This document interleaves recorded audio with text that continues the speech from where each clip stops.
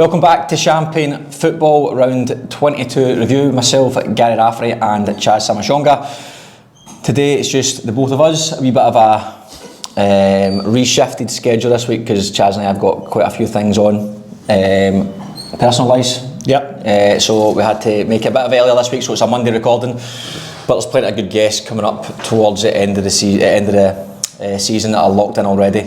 So to get started, we're just going to look at a decent weekend for Champagne football. Aye, very good. But first I'll talk about Champagne Fives. So can you go, mate? It's a bit of a conversation with a few people yesterday who didn't know about Champagne Fives. So for those of you that don't know, we're running a 5-a-side tournament in November that's open to NPL players only. November 2nd? November 2nd. Aye. First grader NPL or under 20 NPL players only. Could an under 18s play, I think? Obviously alcohol's going to be involved too, I don't think the alcohol's a thing, it's more standard? No, it's standard physicality. But if you get a team of under 18-year-olds, I think would struggle. I don't know, because it's a different sport almost. Because I know people that are class at fives. Like me? That are average. Even saying that, there's probably some good goalkeepers who can play fives. That's true. Did you see the video on Janana? Nah. This is obviously he's on holiday, so he's in Africa playing football in the village, and he's playing as a striker. Is this a recent video? Aye, it must be this summer break for him, right? So he's playing on the pitch, back to goal. Somebody fires the ball in, he lifts his right leg up, control on his thigh, turns the defender and smashes the ball into the top bin. Who's he playing against? Just fucking random people in the village. His uncle's family gave him a five.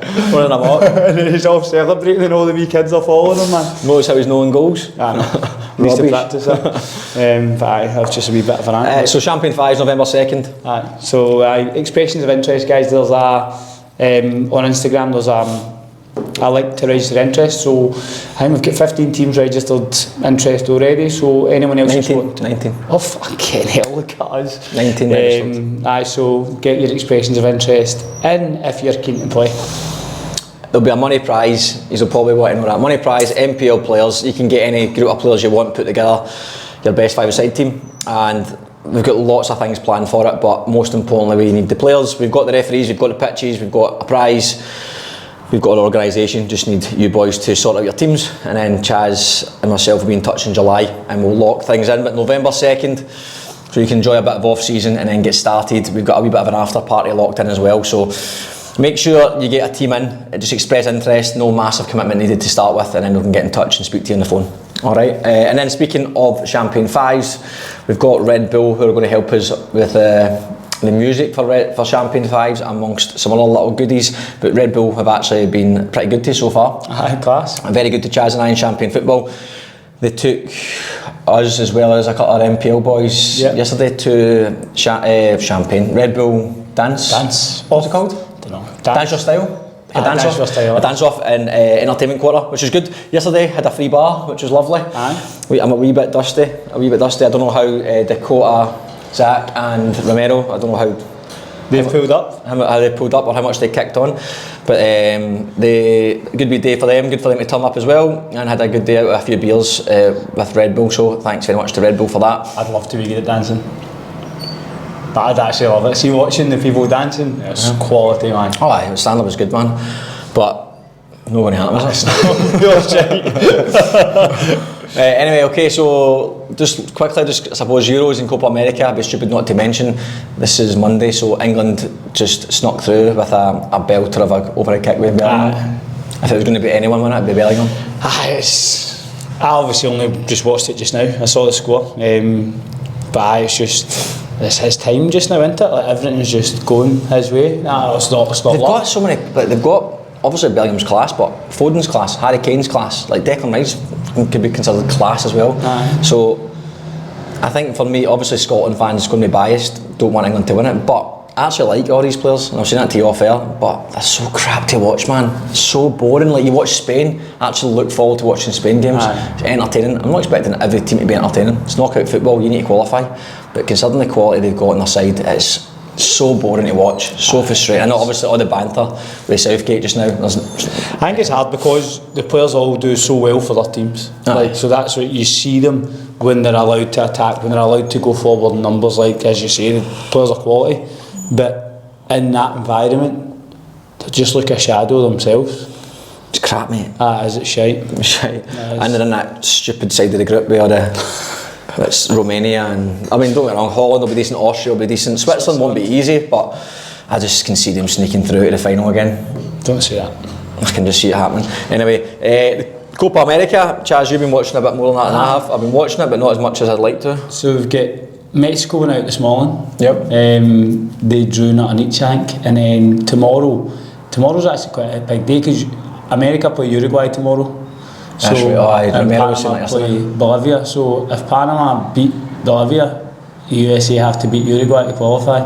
And then on Wednesday, a big game in Colombia, Brazil. I think they'll both go through regardless because Costa Rica's Paraguay, but they're not going to turn around a 6-goal difference swing. Yeah. But Brazil will be a good game to watch. Brazil, Colombia. Yeah, and Argentina and Canada through. And Messi didn't play, did he? The last game. And they still won. He was rested. Well, they'll obviously be the favourites, Argentina, but knockout football, you never know. Anyway, on to domestic things. As we've mentioned every week, at business end of the season, every point is super important. There's a lot of ups and downs week to week with the league table, which is brilliant to see. Keeps everything interesting. The big games at the weekend, really. Friday night game, obviously Marconi try to stay up close to Rockdale, and they have done. They're sitting second now, 6 points off off Rockdale. No, 9 points, sorry, because Rockdale won on Sunday. 9 points off Rockdale. With 8 games to go, you still consider them as a title contender. Blacktown City slipped away a wee bit. Yeah, Blacktown got in Sydney United. I think Sydney United are 4th. Sydney United have consider their start. Aye. They have done so well. But I think. Can you see? Cause I don't think Sydney is a title contender though. No, I don't even think Marconi are title contenders. I think it's between Rockdale and Hakoah. That's what I'm saying. I think Rockdale and Hakoah is the two people we hear in conversation all the time, but Marconi, they're not far away, are they? They're 9 points off it. Have they? They've got to play each other one more time, haven't they? Rockdale and Marconi? No, they couldn't have. No, because they just played. They played in the second game of the season or something like that. Aye, so they just won 9-0. Aye, I know they drew 2-2. I think in the second game of the season. But I think Hakoah and Rockdale, in my opinion, is the two teams it's going to go down to. But Marconi in the changing room will definitely fancy himself. There's no reason why. But they need some teams to do him a favour. But Hakoah started to play Rockdale. Yeah. So it's going to go right to the last few games of the season. But right now it's in Rockdale's hands. And I think that you'll find the teams at the bottom of the league as well. Obviously, nobody's really safe. I think you can go all the way up to 11th. Aye, up to their spirit. Maybe even go 2 points to Manly. It can change it. Well, there's 8 points between Sydney FC and second bottom and Manly, which isn't a massive turnaround. No, not about 8 games to go, mate, because everyone beats each other. I've not looked at all the fixtures of every team, because saying Sydney Youth have got a bit of a tough run towards the end of the season. That makes a bit of a difference, but depending on the individual run of each team is going to make a big impact. But looking at the actual games themselves, we'll just go straight to Marconi in the Friday night game. 4-0 looked fairly comfortable. You were a big fan of the first goal, Chaz, aye? The ball from Franco Maya's a joke. Goes from right to left, past 3 defenders and puts Timakowski through one of them. I like Maya. I think he's a good player, man. I think he's very been a good signing for them. His goal was a good goal as well. His great feet to come out of a tight situation and good finish. The boy Yuki Kitano scored in his first grade debut for Marconi as well. Where did they get him from? No idea. No. As soon as I seen him getting signed, I heard obviously Yuki, and I thought that's not Yuki. Nah, from Mounties. But that was a good goal. So good win for Marconi. As you say, keeps them close. Wollongong Wolves up next. Comfortable victory away at Western Sydney Wanderers. Screamer for Fernandez. Good goal. Good. Western Sydney Wanderers are really struggling, man. They've lost the last 5 games now. No, 6 isn't it? Or 5, that's 5, aye. Well, we said that. We knew it was going to happen. We said it since the start of the season. If they kept their same players, they'd have done really well, but they've dropped off. And they can still easily get in the playoffs. They're still in amongst it, but it's going to be tough for them now, man. Even just losing games in a row, it's like when you start to lose, it's hard to have a slump, man. It's hard to get out of it. So I feel sorry for them because we've had the conversation before. Their goal is to become first team football players at a professional level, but it doesn't matter who you are. You want to win. You want to win games of football, especially if you've been up near the top the whole year. The whole year, and that's it. You want to try and win the league, so it must be quite frustrating, but it's the nature of the beast, I suppose, of being part of an A-League side. Then looking at Sydney United with a big win and a very unfortunate loss for Sutherland, considering how they lost the goal. I know, it's a shame. Good ball, great ball from the keeper. And then obviously there was a boy, Ethan Bevan, was chasing Nakamura, and his hammy went. That'll be him in the team of the week. That assist, wasn't it? Probably. 100%. Actually made a good save in the second half, a really good save in the second half down. I saw him for a few chances, to be fair. He did. It looked like a fairly even game. I mean, again, from the highlights, sometimes the highlights does miss a fair bit, but it looked fairly even. Sutherland's always a hard place to go. Big win, as I said. Sydney United are looking, they're not safe in that top six because it's so tight with Wolves and City up their arse, but they've done so well considering the first 10 games of the season. They were poor at the start of the year. Very poor. Look like shouts for the gaffer to get sacked. Definitely. He's done so well to turn that around. On to you, mate. Central Coast Mariners, big 3 points for Mariners in fairness. Massive 3 points for them, huge. I think, to be fair, I think if Mariners lost that, they'd be as good as down. Because I'd be hard to see them pulling a run at their arse for the last 8 games. Because that's they're 3 points behind Sydney Youth, Howes United and Sutherland, and they've got a game in hand over Sutherland and Sydney FC. I'm not sure, the game in hand's against Olympic, I think. Appia, I think. Oh, is it? I think it's Appia on Wednesday. Okay, that's a rough one. I can't see it. Appia, I think, will get into a new gear. A mode of winning games. It's a business end, isn't it? They'll start to ramp up a little bit and they need to win. If Appia start dropping points, the league's going to be real tough for them. Tell us about the Central Coast, mate. Red card in the 30th minute, and then it ruined the game. Effectively, if you've seen the highlight, nothing was really happening. It was sort of just a sort of end-to-end match, not a ton of chances, and then we got a red card in the 30th minute. And then, was that a red card? Oh man, I don't even want to. Do you know what? I'm only going to rant about it because it sounds like it's an excuse. Because fair play to Central Coast, they can only beat what's put in front of them. Of course, they won 3-0, deserved the 3 points at the end of the day, but getting a red card after 30 minutes is very tough for any team. So we played 60 minutes, it's still 0-0. Eventually, fatigue's going to set in. As soon as the first goal goes in, we actually said at half time, can we get to the 60th minute? And they scored in the 59th minute and 40th second or something like that. Psychologically, that's a bit of a tough one to take because then we had subs lined up right with this, can we then go and take the game to them? They'll get frustrated, etc.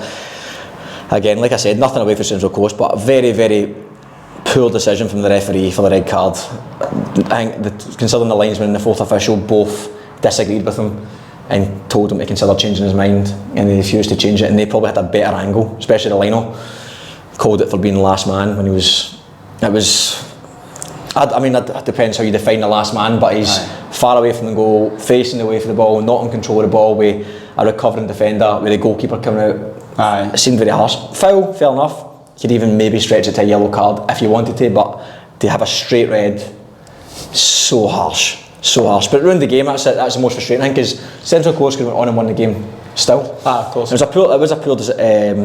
It sort of set. I suppose you could see that decision. There was a lot of aggro on the side from us. I think it did get to the ref a wee bit. Like I said to you off air, there was a few dodgy decisions. Like probably the worst of them was the Central Coast got a player down, and he got treatment, so he had to come off. And then we've started from the goalkeeper, fired it out to our full back. And the guy who's off is on the sideline, waiting to come on. And as the ball gets put to our full back, right in front of him, the ref waves him play on, and he just runs on, takes the ball. And everyone's like, "Ref, what is going on here?" Small things like that. That's to me just lack of concentration from the ref. Like his head went a wee bit. But again, I don't want to detract anyway for the Central Coast because they won 3-0 and they got the 3 points, and that's football. These things happen. So I was obviously spoke to you about the red card, so I watched the highlights this morning, right? And obviously the red card isn't in the highlights. Do you think that maybe they think that was a poor decision?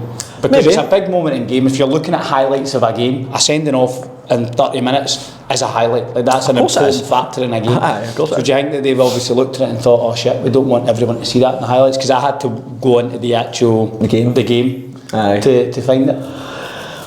Who knows? I don't know how they do the highlights. I mean, because they do miss some chat. Like there's big chances sometimes, and I go, how come that wasn't in it? But I don't know, mate. Like I feel bad because I feel like I'm always slaughtering refs on this, but Some of the decisions, the red cards frustrate me because they ruin games. Yeah. If you get a red, especially so early on. 30 minutes in.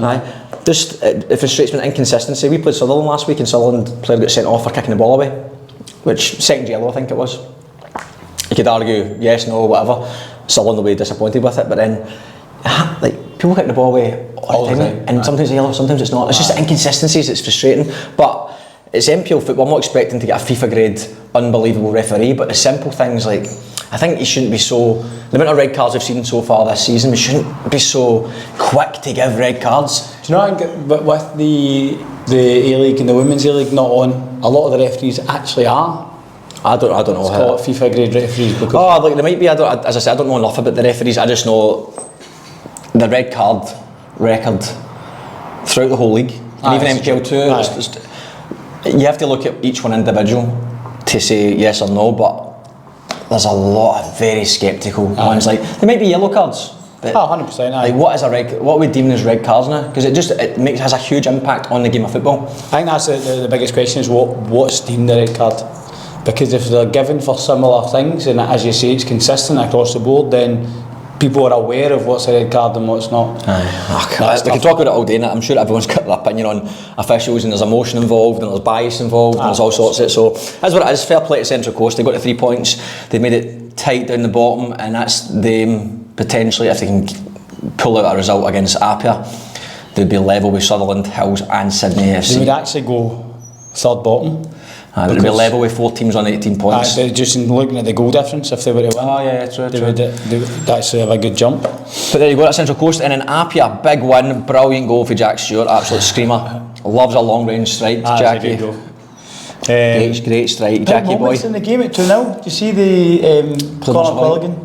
Bad first touch. It took too long to get shot off. And then another important. Close of line. Who was it? That was some clearance, by the way. I don't know who that was. It happened too quick.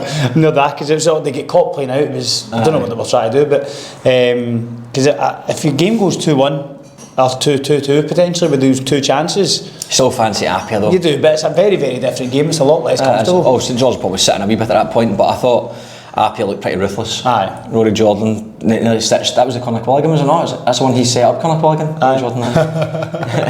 But I thought they looked good going forward. And sometimes when Apia are on going forward, they're a joke. Superb. Yeah. So fair play, big win, needed it, but good statement win for them. Because St George can be a tricky team to play against. And then look at Olympic, huge win for them, big win. Manly been playing fairly well recently. O'Donovan bagging 2 goals, good strikers goals in and around the box. And good comment here, but Manly keepers away to Northern Ireland.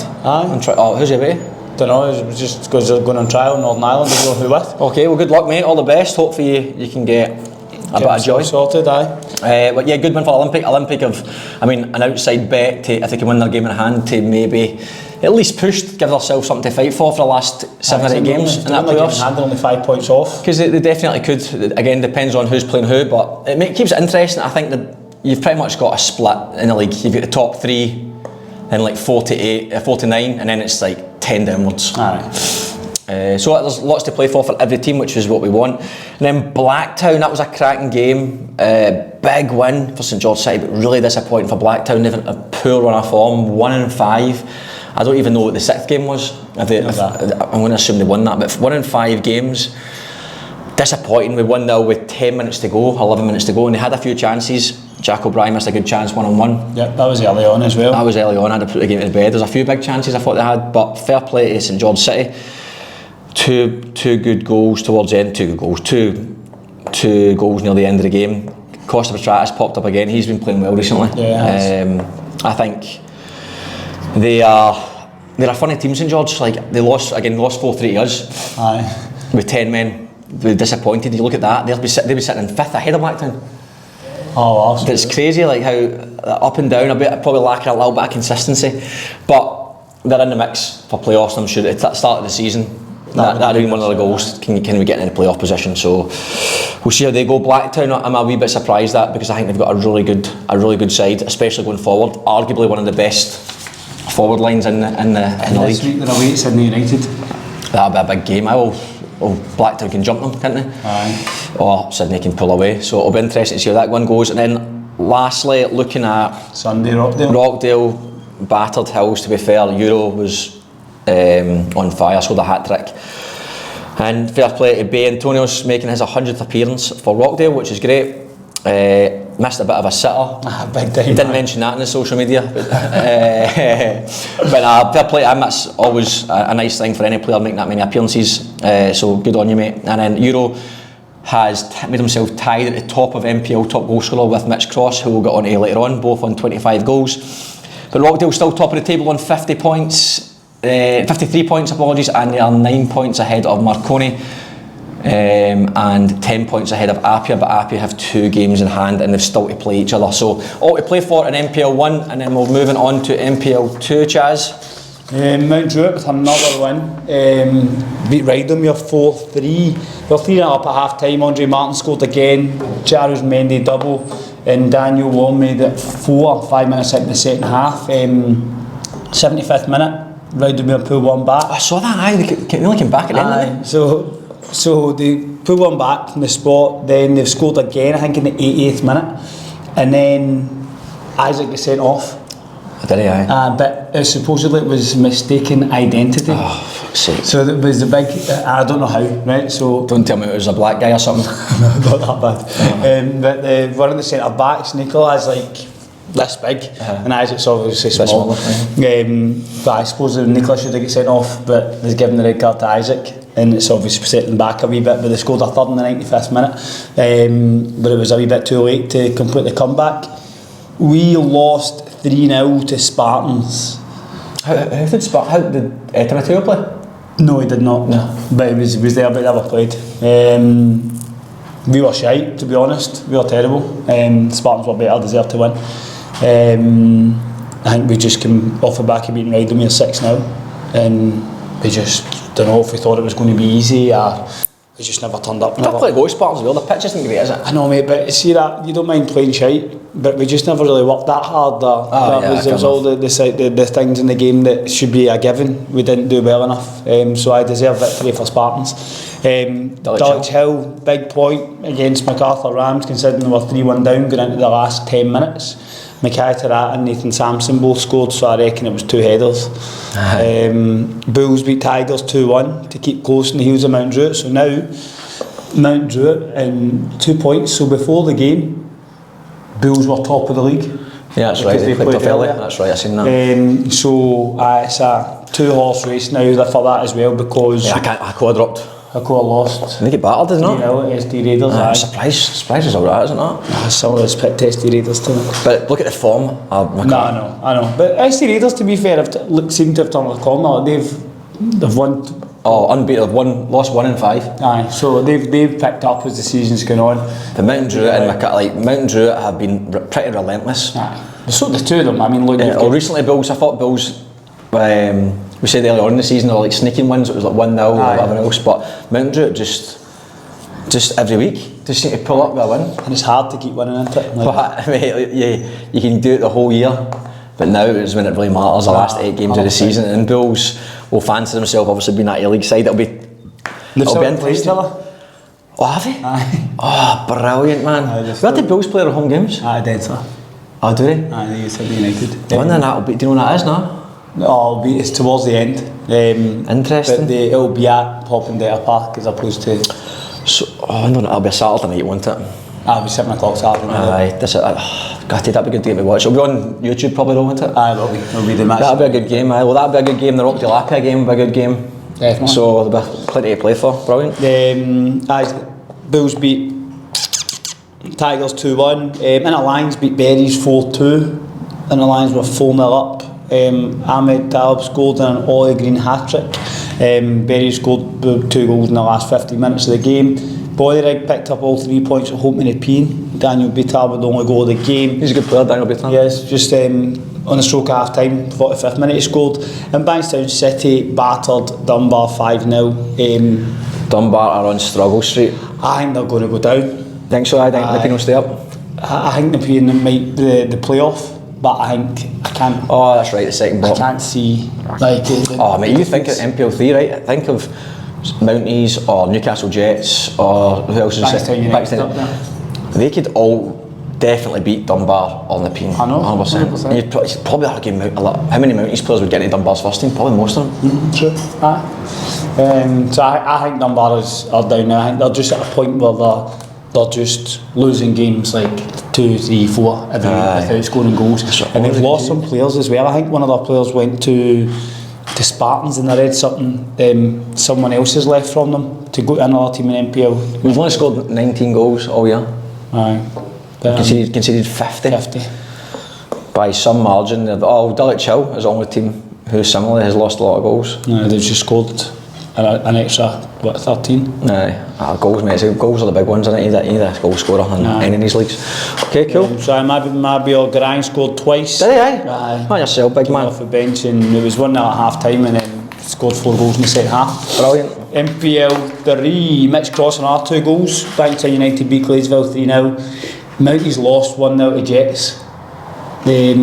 Supposedly the Jets goalkeeper had a great game. Mounties, in particular on the first half, had a lot of chances to score and couldn't put the ball away. Granville Rage kicked off life after Nikola Todorowski with a 2-0 win away at Parramatta. Brilliant. Ante Tomic obviously scored. Prospects lost 1-0 at home to Hawkesbury. Did Todorowski play for Mounties? He did. Start? How did he go? Do you know? Did fine. Didn't obviously. Obviously the back, yeah, of course. The 2 new boys and Berisha started as well. Prospect lost 1-0 at home at Hawkesbury. It's a good win for Hawkesbury. It says that their keepers made countless saves, including a penalty stop in the last 10 minutes.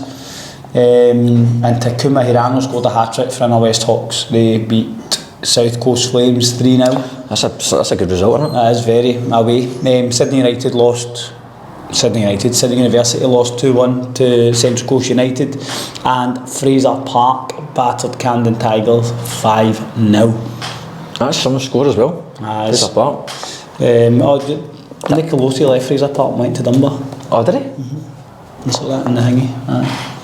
Unusual move, that. Well, Fraser Park aren't going to challenge to go up anywhere, are they? So go and play NPL 2, do well for a few weeks in NPL 2, maybe somebody else. Fight relegation battle, won't you? Somebody else might take. Maybe a bit more interesting, I suppose. At least they're fighting for something. Top goal scorers, as you said, Euro 25, Mitch Cross also on 25, and Andre Martins is on 21 goals. Euro's done well to catch up. Aye. He's done well to catch. Who do you think is going to finish top scorer? Mitch Cross. Think so? I can't see past Euro at the moment. He's on fire. I actually think Mitch Cross has played 2 less games. And I was actually going to say, by the way, I was looking at stats on one of the websites. I don't know if it was SofaScore or something like that.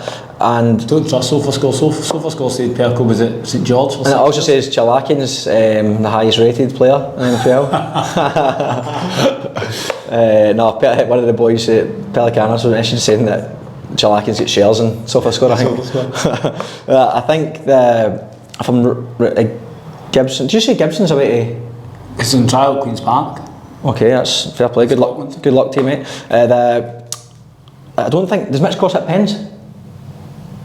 Don't know. No, actually, I don't think Gibson does. I think the goals, how many they've scored, take away off the pens, and it's a lot tighter. Hitting pens as a striker, obviously you still need to put them away, so they all count. But it is interesting if Mitch Cross is hitting pens, because it does make some difference, because I think Euros scored like 9 pens or something. They got lots of penalties dropped away. Typical, man. He's Euros played 2 more games than Mitch Cross. Oh, has he? Yeah. Oh, it'll be tight. Good. Nice wee battles. There's nothing else really. There's no assists. We mentioned this before, but there's nothing else to really watch. Yeah, you can get this. Look at this. Can you see the assists? I think so. I'd like to know the assists. I think the assists. I don't think there is, mate. You can. You might see it on SofaScore, but you say don't trust that. So I don't trust it. I think as midfielders, you want to see the assists. 100%. It's a massive thing. I'm pretty sure SofaScore shows you. Because I think Euro's top of that, goals and assists, like combined. Right. Okay. Which again is no bad. That's very decent.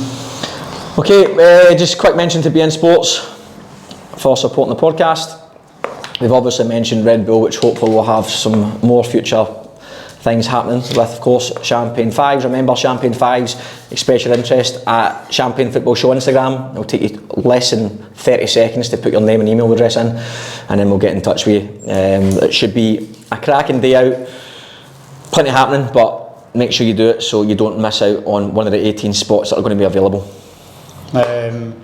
So obviously it's just myself and Gary today, so I've just wrote some stuff down here that Gary has not seen until now, so can stitch him up a wee bit. Well, not stitch him up, but he's not prepared for what's coming. So first time was refereeing, but we've kind of we don't need to talk about referees. I'm sure there's some good performances as well. So we're going to look at the 3 leagues. We're going to say winner. Right, just right now. So we're going to go. Who's going to win each league? You say Rockdale NPL 1. I've said Rockdale for the start, so I'll stick with Rockdale. I've said Apia. Right, okay. There. And then what? Let's not talk about finals. It's a Mickey Mouse Cup. I want you to say who's going to go down, who's going to go straight down, and who's going to be. Right, I'm going to go Central Coast relegated. Right. And I'm going to go Hills United. Hills. No, hold on. Because Sydney FC have got a really tough run. I'm going to go Hills in the playoffs. Hills playoff. Okay, I'm going to go with Central Coast. I'm going to do the exact same with them too, and Hills in the playoff. So then going on to NPL 2, right? Yep. Who's going to get promoted and who's going to finish second? I think Mountain Druitt will win the league, and I think Bills will be in the playoffs against Hills, which will be a decent game, and then relegated Dunbar, and I think it'll be pretty much as it sits right now, the Nepean and Dunbar. Nepean and Dunbar. Okay, I think that Bulls will go up. Yeah. And Mount Druitt will go in the playoff against Hills. Yeah, okay.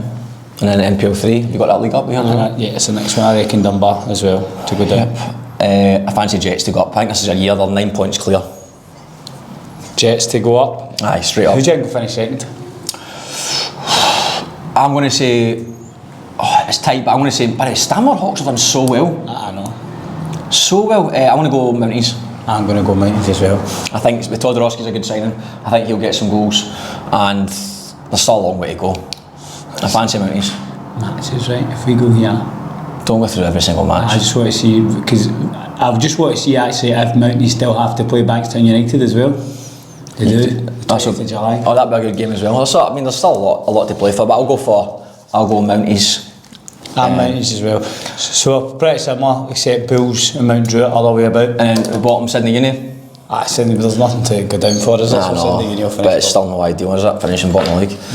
And that was it. So a segment on you, Gary. So normally fucking 30 seconds long. Normally we interview obviously guests, but I think it's a good opportunity for people to kind of get to know you a bit better, mate. People probably want to get to know me. I want people to get to know you. I've been stitched up here, Barry. This is not planned. We're planning to make this a short podcast, and being done. But Chaz does all the topics, so I'm getting shafted a bit. So obviously from Glasgow. From Glasgow, mate. Aye. What was your footballing life like, mate? Typical Scottish guy. Shite. Shite at football. I've been watching the Euros. Nah, just typical, mate. 90s footballer. Love football. Played in the street. Aye. Played club football in Scotland or the UK is a wee bit different to here. Very. Good standards. Standards good. Played club football till pretty much till I was 17, 18. Pretty much till I was 20. Played club football, but it was a good standard. Played with some good players. A lot of the boys went on to play professional. I was never near good enough to play professional, but I was half decent. And then did the usual wee stints at pro youth clubs and all, nothing. I wasn't good enough at the end of the day. The standard's so hard in the UK. That's good. I was nowhere near it. Look, my best mate is a professional football player.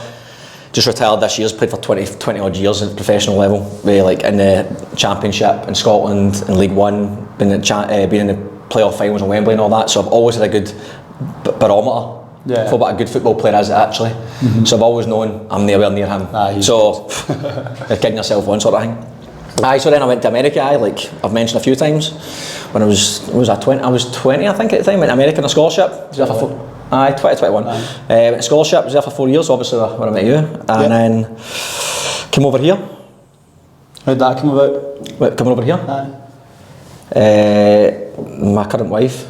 I suppose that makes sense. Current wife, Well, I'm not going into a big romantic story here, but long story short, I came over here. I came over not technically because of that, but that gave me the idea. America's hard to get a job after you finish uni. Australia was a wee bit easy for a British person to get a job, so to sort of make a life for himself. and the American life's class as a college student. Aye. Didn't fancy it as much as a working person, whereas Sydney, beaches, lots of opportunity, bit easier. It's like the UK on steroids pretty much. So I fancied that a bit more than obviously the other side of things. My now wife was here as well, so worked out alright. And then you came across straight into football? Aye, so in America I was studying that would have been a better question. in the UK, basically I was a sparky, so I was coaching since I was 16, got into coaching whilst I was playing football, kept playing football, finished school, my dad's like, what are you doing? What are you doing, man? What are you doing? And I was fairly decent academically, but what's this, 2003, 2004, like getting jobs in sport only was really reserved for professional football teams or like jobs for the boys coaches, ex-pros into coaching jobs, or you've been involved in football, so it was really hard to get a job in football. But I've always loved not just football but coaching and sport, and I was obsessed with nutrition for some weird reason, even from a young age. Obsessed with nutrition and obsessed with fitness. Just loved it. I don't know why, especially in the 90s where there was not a lot of information. I just loved it. And then I kept saying to my mum and dad, I want to be at a job in sports. And I was like, what are you going to do? There's no jobs in sports, mate. And then it got to the point of him, my dad's a scaffolder, so he's like, you're getting a trade. You need to get a trade, or you're not just sitting about the house. So most people done after school, went and got a trade. Working for the naval ships, BE Systems, and then was a sparky on the naval ships. Fucking hated it. Fucking hated it, man.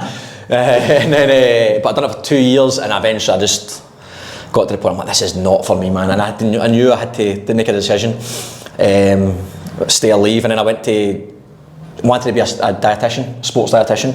But it was you needed basically like ridiculous grades to get in uni there.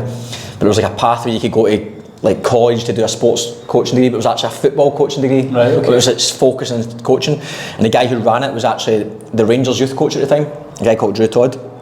He was a very, very good coach, very good. Excellent coach. So I went there, and I was only like 19. And actually, Chris McStay plays with Wolves. His cousin, John McStay, was in my class, so he's got a big affiliate with Celtic, big coaching background. There's a few other boys in there who went on to work with Scotland national team. So Drew Todd was at Celtic as well? He's at Celtic as well, aye. So I was pretty lucky, I think, the year I went into it, because everyone in that group have all went on to be, a large part of them went on to be really good coaches, apart from myself. And then, but I learned, the guy who taught the class, it was an unbelievable course, really. It was every single day you were on the grass coaching, or a synthetic pitch coaching, and then you're in the classroom learning the theory, and then there was a wee bit of like anatomy, physiology and all that stuff, as you do, but immersed in coaching, where you're forced to deliver sessions almost every day, and he was critiquing them, the other players are critiquing them. And then John McStay got me a gig working with the Celtic youth, like the sort of community squads.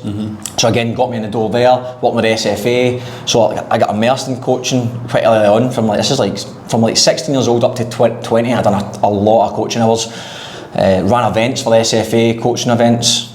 So I went from playing football, still playing football, but then immersed in the coaching side, so I got a good perspective on it.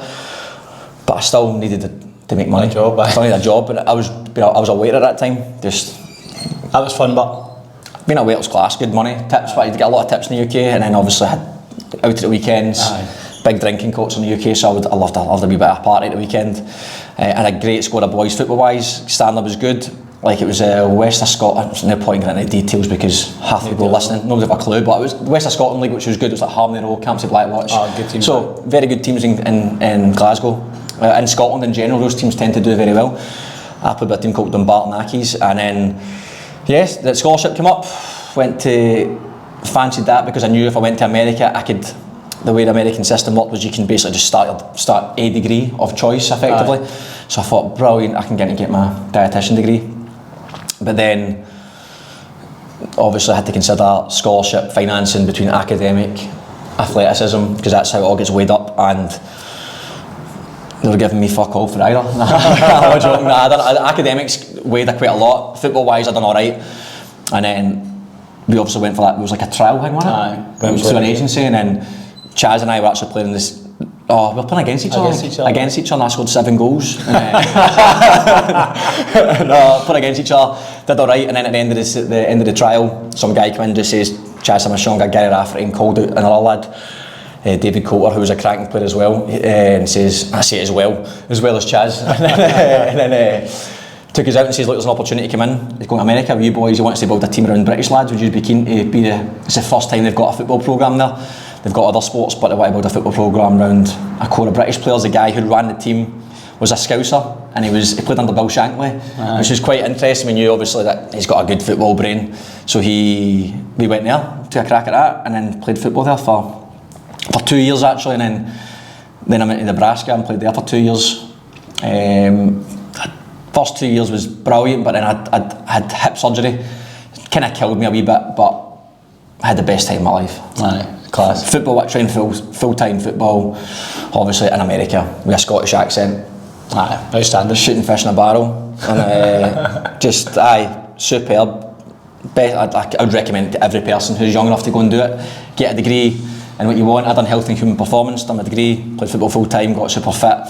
Obviously had that injury, it did derail me. Done alright first 2 years, I think I was top goal scorer both years, or very close to it. Got to the finals both years. Lost in the final to the same team both years, and then in Nebraska got to the final 1 year, finals, not final, and then, but that I was actually captain of the team my last year, but I didn't play much. The guys, I wasn't as good as the guys. The striker was really good, but I time of my life, mate, and then I came. That was 2014.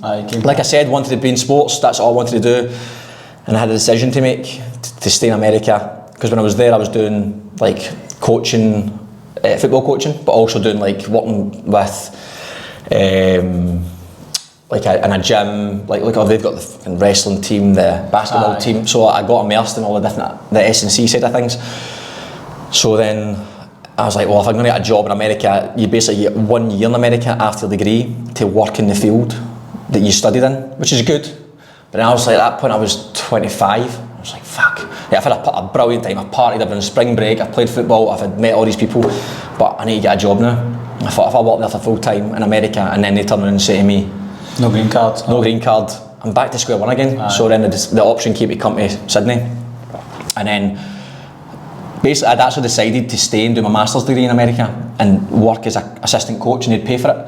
But they asked around for too long. The actual, not the football side of things, the admin office took like 6 weeks to get this thing through, and I just went down one day just to check how it was going, and they'd actually misplaced my application. That's a sign. Aye, and I was so angry with it, because I basically graduated 6 months early. Right. So I was just floating about on the boy, like training. I couldn't play because I was just training. Aye. Season was finished, but I was just training with the boys, and they were obviously looking at the next crop of players. Aye. And then I was obviously partying, went to spring break, enjoying myself, still keeping fit and all the rest of it, but it wasn't the same. Like, didn't really feel as part of it. And then I thought, do you know what, fuck it. That day, as soon as they said I'd lost it, I said, do you know what, don't worry about it. I went straight up the apartment, flipped my laptop open, and pied off America and just booked a visa to Australia, and then been here for 11 or 10 years now since then. But America was the best time ever, man. The best thing about America was, like, obviously, even for this podcast, I don't really like taking things too serious. I like just having a laugh. Even like Perko mentioned it last week as well. It can be seen as a good trait. It can definitely be seen as a bad trait as well.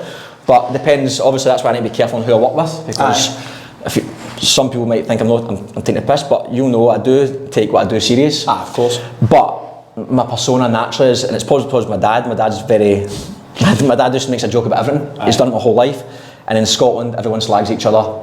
You need to have thick skin. So my natural reaction to everything is, how do I take the piss out of myself or someone else, or make this funny? It might not be funny, but I'll try to make it funny. Lighten the mood a bit. Try to lighten the mood a wee bit. So, as I said, it can be seen as bad or good, but America was brilliant for that, because you're in a changing room with 25 lads from all different countries. And their banter will be shite as well.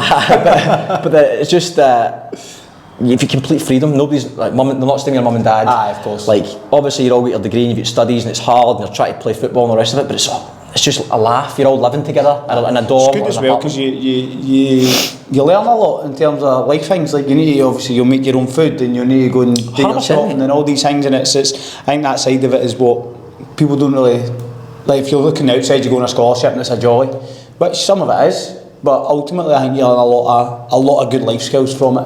Well, how many people? I know a lot of people from even here who have all been to America, but they all come back.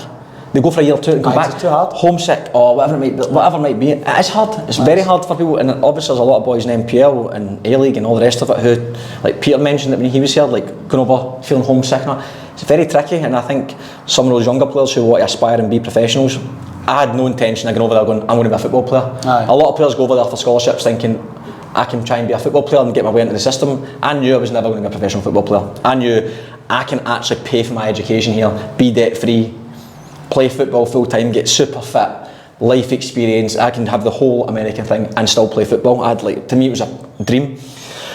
But a lot of boys now going through like those life skills are worth their weight in gold. Like as you said, fending for yourself, learn how to cook. Like you'll make an arse of it, of course you can. Of course. But meeting new people. Now I've got mates from all over the world. Seen like 30 odd states when I was there. Aye. Obviously had some mad experiences, had some laughs, like the pranks, the banter, like some of the pranks were amazing, so funny. Some of the times of my life, like one of the best, one of the ones that I'll mention because it's one of the most I've laughed I think in my life because it went different how I thought it would go. You were with us at the time. It's a boy called Scott and our football team was a goalkeeper. Oh my God. And so basically what happened is, it was off season and we were going for a few beers somewhere and we were driving back from Kansas and we said we'll stop in to one of the shops and get a drink, but Scotty, you have to be 21 to drink in America, so Scotty was under 21, I was over 21. But I don't think I had my ID, I think I had my ID or something like that, so that we wanted to get some alcohol and like, Scotty, just jump and get it because he's a fake ID. And he's like, I don't want to try it. I'm like, mate, just go and do it.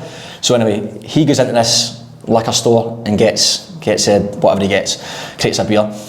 But the most unlucky situation ever for him was that there was some random guy in there, like who was like I don't know what you even call him, like a spot who randomly spot checks IDs, alcohol ID checks. It was the unluckiest time ever for him. So anyway, he's in there for like 35 minutes. I'm like, what the fuck's taking him so long? And then we go in and check him. He sees a guy with a wee high-vis jacket on, writing him a ticket or something. So Scott goes back in, shitting himself. He's an English lad, so his visa's obviously, he's worried about his visa. I can't even, obviously didn't get a drink, did he? Nah. I can't remember what happened there. But we're back in the car, he's panicking, shitting himself. He's going to get, I want to get deported, and this is happening because they're going to send it to the school, and he's basically broke the law, and etc. etc. So the way it worked in your school was if you got a letter from back home or from anywhere, you had like a pigeonhole, you put your envelopes in. So I've went into the library, typed up a letter, got it photoshopped, the immigration. Nah, it was police. Photoshopped the local police department thing on it, wrote a big letter saying basically, I can't remember word for word what it was. Do you remember the sergeant's name you said? I can't remember, do you? Nah, I can't remember. So I basically said Scott Robertson and said you're getting investigated, your visa's going to get sent through to the immigration department, they're going to have to investigate it, you should be getting deported, etc. etc. I can't remember exactly word for word, but I typed it all out, had the stamps and all that, set it all up.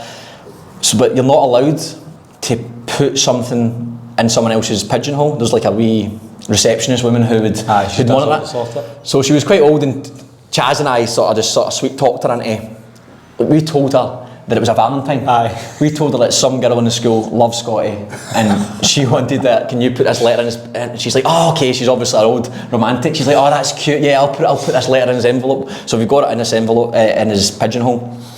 And then I've actually completely forgot about it. One day just sitting there, come back from my uni lecture, I'm sitting in the room, me and Chaz shared a dorm room, and then the door goes and one of the boys are like, have you seen Scotty? I'm like, no, how? He's like, mate, he's panicking like mad. I'm like, how? And they say, oh, he's just got this letter from the police. Apparently he's going to get like potentially deported. And I'd forgot about it because maybe he'd been sitting there for 2 days and obviously pissed myself laughing. I'm like, oh, fuck, I forgot about that. Thinking nothing of it. Then Scotty comes in, chalk white, shitting himself, almost crying like, oh, I can't believe this, what am I going to do, what am I going to do? We're just sort of, oh, mate, it'll be sound. Going to the lecture hall, going to the rest of my lectures the rest of the day, come back, and then I'm looking for Scotty. I'm like, where is he? Scotty had drove to the police station and handed himself in. He went to the police station, handed himself in. He went, so you'd say you wrote fucking deputy Davidson. But he went in and says to the police officer, oh look, what am I supposed to do? I don't know who to call, I'm phoning this number and they can't help me. And the guy's like, let me see it. and the guy sees it and he's like, oh, what? And what had happened is I'd made an arse of it by the end up because I'd wrote constable, was it? I'd wrote constable something, and the American guy's like, the police officer said, this isn't from us. He's like, what do you mean? He's like, oh, you don't get constables in America. So then the penny didn't drop, I don't think, initially. Scotty came back confused. He didn't know what was happening. So he was even more stressed, thinking, I don't know what to do with this, I don't know who to call, nobody can help me. And eventually we obviously buckled with laughter, but the fact he'd went and handed himself in. That was funny, actually. There was loads of different pranks. We put a sprinkler system in the boy Tango's room. And do you know what? I just picture you with hitting him with a clothes hanger. No, that's the first thing I thought of. There's a ton of stories, but again, stories like that, literally we could do 10 episodes on the banter and that, and I'm sure football changing rooms, for me, that's where I feel at home. Almost the happiest. I love it. I just love everyone buzzing off each other. I love competition, so combine that with sport and football, which naturally I love a banter. Love the boys all being together, but all with the same, obviously same goals. Try to get somewhere. And this is, again, it's serious, but it's also, football should be fun as well. So it's like try to blend the both and time it right when we have to be serious. And on the football pitch, I was always serious. I always one thing I'd always say was I bust my arse. Like I was never the best technically, but I ran my arse into the ground. I pressed people non-stop. But anyway, moving into from America. Ended up in Australia. So you've been here, right? So like you straight into the football kind of environment here. So you've been working in football for 10 years in Australia. Yeah. What would you say is, what's your role? What do you do in football in Australia? Like obviously everyone knows your S&C, you work at Spirit S&C, etc. But like, what would you do? What do you do? What do I do? I say I'm a football fitness coach. That's the easiest way to say it because there's a million different terminology. Like my title at Spirit is Head of Performance. Then there's Strength and Conditioning Coach. Then there's Sports Scientist. Then there's all these different terminology. Effectively, I see it as football fitness. Fitness to me is the mental side of the game, the physical side of the game, stress management, and stress meaning the load players have, especially in NPL when lads have got full-time jobs, families, lack of sleep. They've all got aspirations to be the best they possibly can be on the football pitch and potentially off the pitch as well. Managing those stressors. So like fitness training or S&C, often people think that's just, you do gym work. Anyone who speaks to me, like, they'll know a ton of things I do. My biggest thing I love is try to blend the technical with the tactical stuff and keep things as close to football as possible. I do a ton of gym programs for people, of course I do, but for me, the most important thing for every football player, youth, seniors, that is, how do I keep players available to play on game day? That's the most important thing, because that's all gaffers care about. End of the day, like, who have I got available? Who can I pick from? And players, yes, getting faster, getting stronger, being more explosive, and all that stuff is class, and everyone wants to look like a beast and perform like a beast, but it's not worth a fuck if you're sitting in the sidelines. So, for me, football fitness's priority is making sure the player can turn up at the weekend and be like, I feel good and I'm available for selection. I don't really know too many football players who are, like, take it serious, who are unfit. Yeah. There's times in the year they're unfit. I really think fitness is an issue. Obviously, if you're not attending training, you're going to get unfit naturally, because I mean, you need to do the work. But if your squad training is half decent, you're going to be pretty fit. You don't have to be the fittest guy in the world to be. You need to be good at football. Yeah. And if you're really poor at football, you maybe have to try and compensate that with a bit of extra fitness. That's what I tried and done. I tried to work harder than everyone else from a running perspective and try and force mistakes and all the rest of it. Some players just need to focus more on freshness. Some people need to focus on making sure that they manage their body a little bit better. And I think a lot, for me, that's where I would say in Australia, a lot of I don't think people in Australia struggle with fitness as an endurance. Yeah. I think people struggle in Australian football players with their body. People have got a lot of niggling injuries that have been hanging around for a long time. Bad, like I'd say, call it biomechanics coming from injury history, or just lack of good movement or lack of education around movement, which sounds boring and crap.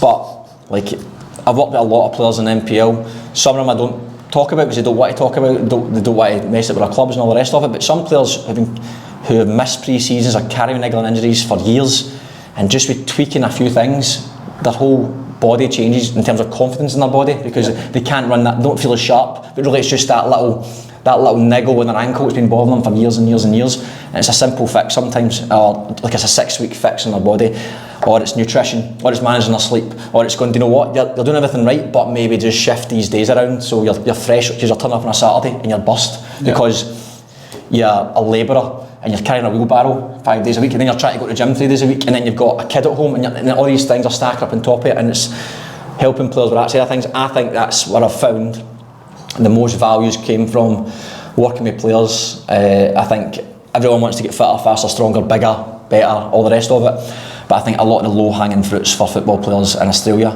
and this is where I've sort of, from a business perspective, where I've put myself is, do you know what, I can do it. If you want to get fitter, faster, stronger, I can help you, no bother. It's actually quite easy to do if you just turn up and do the work. The harder things are, how do we stay consistent with like managing your mental stress, as in the other parts of your life as a part-time football player? How do we manage nutrition and keep you consistent with them? How do you, especially around game day, like most players I work with don't eat very well leading into game day.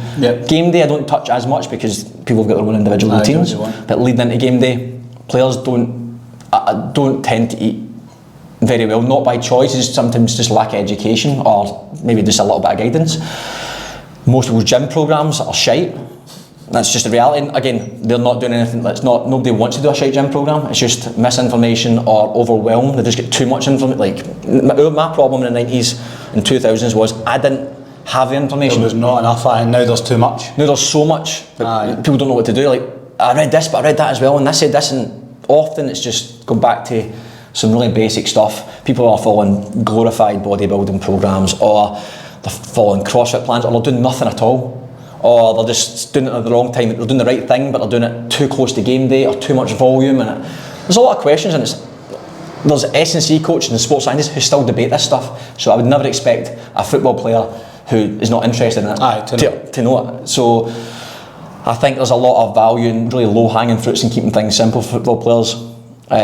So for me, the education component, helping players not necessarily be available and fresh on game day. I think I'll stick to Australian football, because most players I work with a lot of people in America and Germany, Sweden, Scotland, England, but with Australian, and try to really change Australian football from that perspective, because that's where I live and I'm going to be in it for a long time, is really hammering home, especially from like 16 onwards, like younger than that 100%, but really 16 onwards, making sure those habits of good movement, good food, good sleep, like just consistency over intensity, rather than try to do these mad 12-week one-goal pre-seasons and thinking, I've done this 8-week, so I'll have to go home. So almost to try to educate them on the bigger picture that will then have a positive impact on our football. On their life as well. No, younger kids, like, I get this all the time with parents, like, if I work with a kid who's say 14, 15, 16, whatever, and the same with adults, but the kids especially,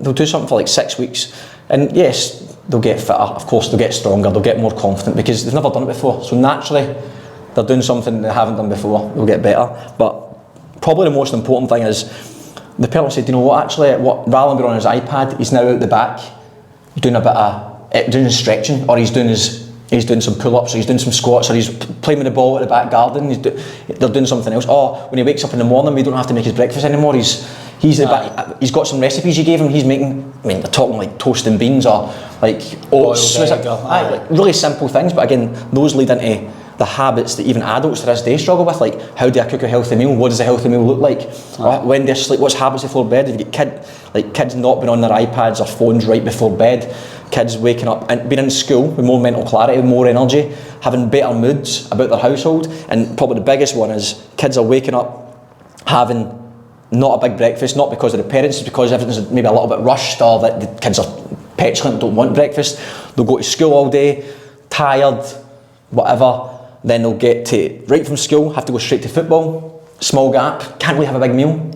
So they're going through a full day with very little in their bodies. And if they do, some of them are eating a lot of crap. Again, not because they think, oh, I want to eat crap, it's because they don't know any different. And then that feeds into their football, and then they get home, it's 9 o'clock at night, 8 o'clock at night, having a late dinner, and it's just this spiral. So it's like really getting those, the way I would probably sum that all up would be how, as part-time football players and youth football players, is how can you really be the best you can be as a football player off the pitch.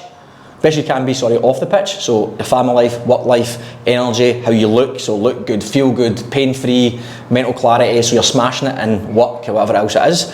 But you're doing that purely because all the things you're doing is you eating right for football, preparing your body for football, sleeping right for football, always asking yourself, right, am I preparing myself for training tomorrow? Am I preparing myself for my game? So you're not thinking, oh, I want to look good for the beach season. You're going, I'm at the gym 3 days a week, 2 days a week for football. I'm turning up to my football sessions, I'm doing my warm-up properly, I'm busting my arse during the training session, so I'm getting fitter. I'm eating well because I want to feel good for football. I'm doing my extra recovery. I'm going to bed early because I've got football tomorrow. But all those habits, the sleep, nutrition, etc., feed into, you take away football, any high performing lifestyle, they are the habits. Sleep well, eat well, consistent exercise, but separate it from that. It's just prepare for football, and all that becomes a byproduct.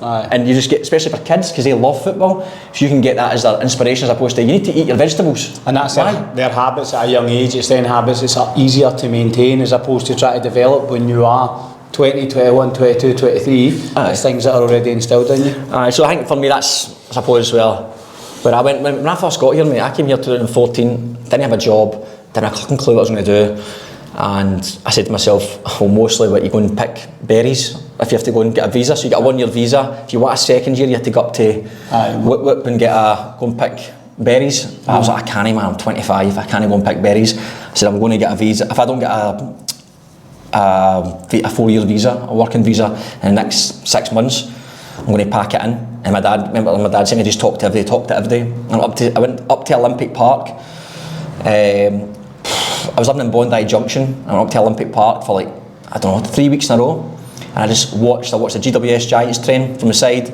I watched some track sessions. I remember Googling best speed coach in Sydney, best strength coach in Sydney, trying to find these people, find out what their sessions were. I was just watching them on the side. And then I went to a course ran by a woman called Renelle Hobson, who done Sports Speed, Academy of Sports Speed, who's excellent. She coaches a lot of the Premier League coaches on how to coach their players on speed and stuff. She's a brilliant coach.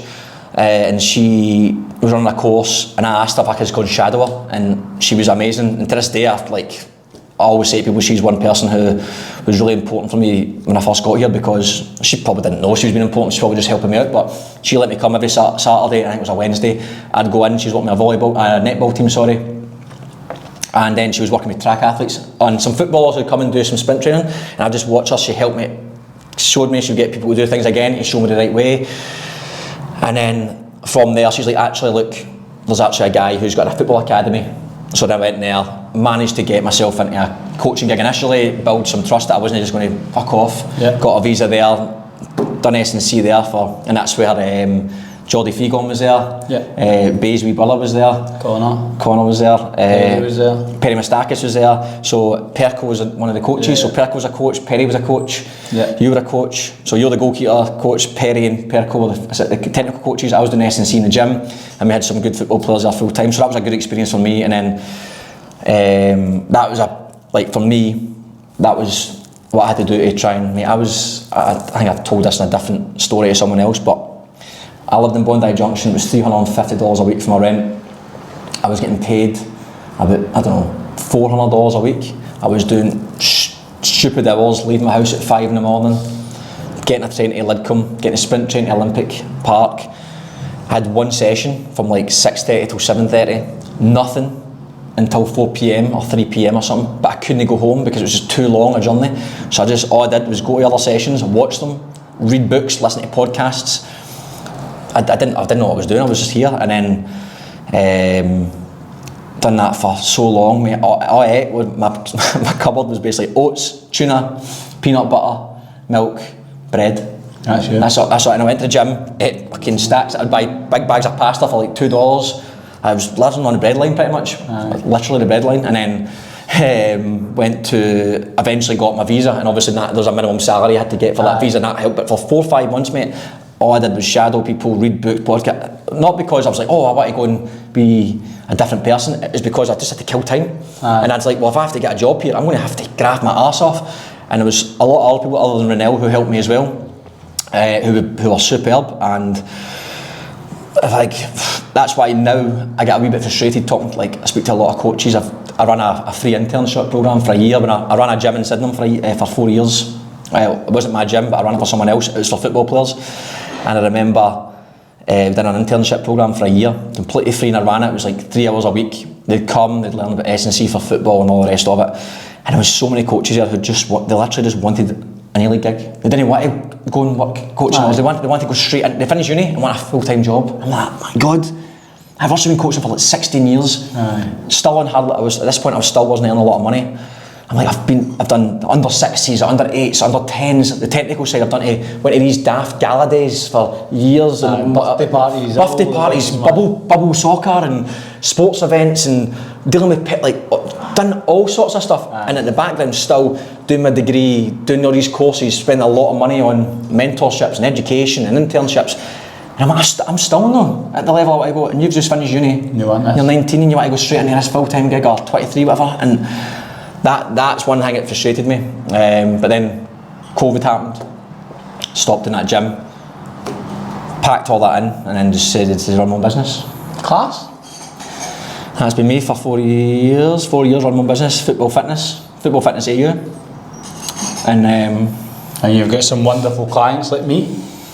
We look like a client. Just help you out. Because I was a fat bastard. So that's fucking, I suppose, a long-winded, very minimal banterful story. It's good, but I think that it's obviously where people starting to see us and hear our voices and we're talking about things, but I also think it's important that people kind of get to know what we're about and what we're trying to do, you know what I mean? Look, ultimately, mate, you know this as well, the one thing that I would love,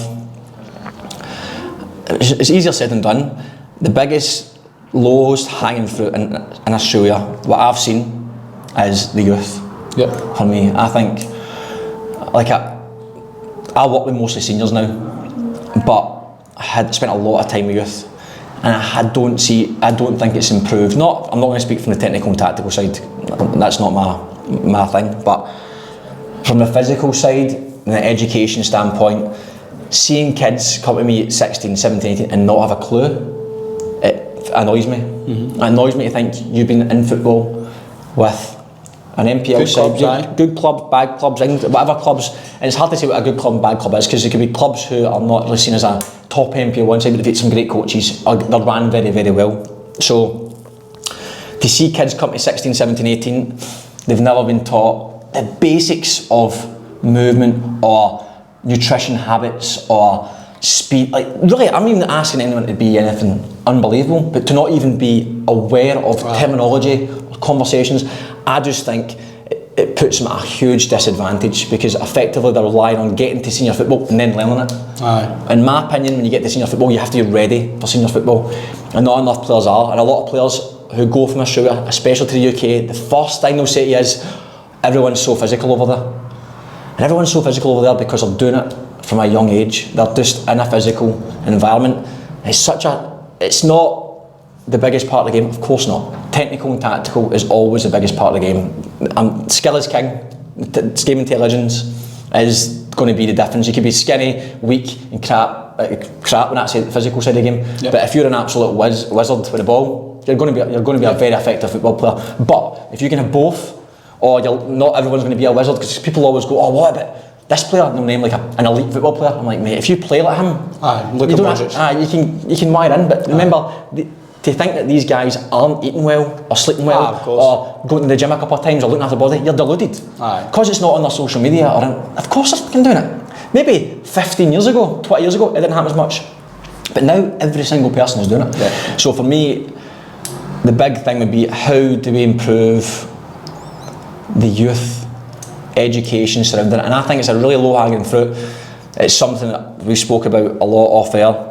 Something I feel like can be driven. I've tried it in the past, it got a lot of resistance for certain clubs. It was completely free during COVID when I tried it. I'm not going into that story, but I think a lot of parents are getting done out of it, and I've spoken about it in the past. I think a lot of parents spend a lot of money to not even get if I take a kid to a football team or a football academy, football isn't just about kicking a ball. They need to learn what it's like to be a footballer. Yeah. And yeah, the sessions should be on the ball. You should have loads of touches on the ball, learning the game. That's not what I'm saying. But what I mean, there has to be an element in these curriculums of this is what it's like to be a football player. Yeah, educating them on what's important off the pitch as well. And there's 10,000 sports scientists and S&Cs and football, whatever you want to call these people. And clubs, if you ask every single youth team in NPL, and there's a lot of youth teams or in association clubs, who has got somebody to run that? I'm not talking about you having the best people in the world, but somebody who takes the pressure off the head coach or the parent who has to volunteer to help give these kids. There's endless information online, there's a lot of shite, but I think the FFA has to do more there. I think, or Football New South Wales, or however it would be, it's not to call them out, but I think the standards has to rise if a show is serious about bringing up the next generation. Yeah, producing, mate, it's the thing I always say to parents is if your kids get aspirations to even go into an academy in Australia, if you go in there, one of the first things we'll do is, obviously you're going to think they've identified you in Australia, but if it's an overseas trial, they might not have identified you, you've just got an opportunity to go over there. One of the first things I'm going to look at is, firstly on the eye, how do you look physically? Then they're going to maybe take you through some physical assessments. How's your fitness? How's your strength? How's your power? What's your body composition like? If you're coming there from Australia and you're already below the standards, imagine you as a UK coach with 40 trialists in front of you, one's an Aussie, the rest are off the UK. Why would I pick this Australian? Even if it's close. You could go on the pitch and rip it up, but you've already put yourself at a disadvantage, and you've already gave the coach an excuse to not look at you. If you turn up, you don't have to be the fittest guy in the world and break any records, but you have to check the box. You know what I mean? And a lot of kids are nowhere near it, unfortunately. It's not their fault, it's not the parents' fault, it's not even the coach's fault. It's just the actual, there should be a better systematic, just like the coaches sit down and do a full curriculum for the technical and tactical and have cycles and have whatever, how they want to do things from a technical tactical standpoint. And you could probably have the exact same conversation from goalkeepers, because goalkeepers get shafted massively from a youth perspective as well. I just think Australia, for me, it's not exactly you asked like what do I see myself in Australia, it's not that. 12 to 16 for me, I don't feel comfortable taking, from a business perspective, charging that age group, because those parents, some of those kids are playing, some of them are aspiring pros, but a lot of them should be getting it from the clubs. Yeah. They should, 16, 17, 18, 19, 20, yeah, they should be getting the clubs as well, but they're also becoming adults. Yeah. And sometimes the club resources aren't there and they have to notch it up a gear. The youth ones can get a shit ton of a leg up by some real foundational things that the clubs should be giving them. And don't get me wrong, this is not every club. I know some clubs in NPL are doing it very, very well, but we're talking, I reckon, maximum 10% through. And you think how many youth players, not just NPL, association football as well, and it ignores football. If they can go to these football clubs and get that from preparing for football, and then they go back to school and all that, I think you're going to get better people in Australia, better athletes, and it's just going to spread to better standards right throughout. And I think that, again, going down one more deeper, things like mental health, improves things like mental health, which we all know is an issue with the youth of today, and obviously adults, but from youth as well. There's a lot of pressures on these youth athletes, and eating well, sleeping well, exercise are fundamental to it. So I think, for me, the youth space is something I would like to really have a hand in. I never, as I said, we've mentioned doing something through Champagne Football with it. I would never feel comfortable. I don't feel comfortable. 12 to 15, I'm always a wee bit like, oh, man, like, why is your club not doing this? I'm always fitting in. Like, if you come to me with a kid and I'm like, oh, I play for this club at NPL, I go there 4 days a week, I go to this academy 3 days a week, I go to this sports school, and I'm like, now you're coming to me, like, what? Like, I'm almost, again, going back to that stress management, I'm always trying like a jigsaw, try to piece, like, where do I fit in here? Like, you shouldn't need me, and I feel bad. Whereas the 16 and above, yeah, 100%, that's when you can get into the nitty gritty and raise the standards there, mate. But I think the youth, for me, I know it was a wee bit of a rant, but I'm passionate about, but obviously... Can you tell? Nah, it does frustrate me, mate, it does frustrate me, but I think, for me, I'm going to be in Australia for the rest of my life. My wife's Australian, I'm having a baby next month, I'm going to be in Australia for a long time. So I want, like, for me, the future of football is important to me, it's going to be my career. So I think that's where the attention has to be. So, man, Well, everyone, that's guy enough. Aye, fucking sorry, probably turned off halfway through that, lads. Sorry about that. So, just me and you this week. So we've got 12 games as always. Last week we get 7 each. Me, you, and Perko all get 7 out of 12 last week. So you're still winning, unfortunately. So Perko's in them. Oh, it's going to be a fucking nightmare, man. No, I thought There's so many people on 7 and 8. Sorry, we actually need to talk about that. Aye. Right, so games this week, we'll start with Wolves versus Olympic. I'm going to go Wolves. Me too. Manly at home to Hills. Are we just going to go the average score here for the guest again? Aye. Manly at home to Hills, I'm going to go Manly. Me too. Is that a Friday night game? Friday night game. Fancy Manly, aye. St George FC versus Western Sydney Wanderers. I'm going to go St George. Me too. Sydney United at home to Blacktown. I'm going to go Blacktown. I'm going to go Sydney United. Bonnyrigg at home to Rams. I'm going to go a draw. Draw? Oh, jeez. Mount Druitt at home to Northern Tigers.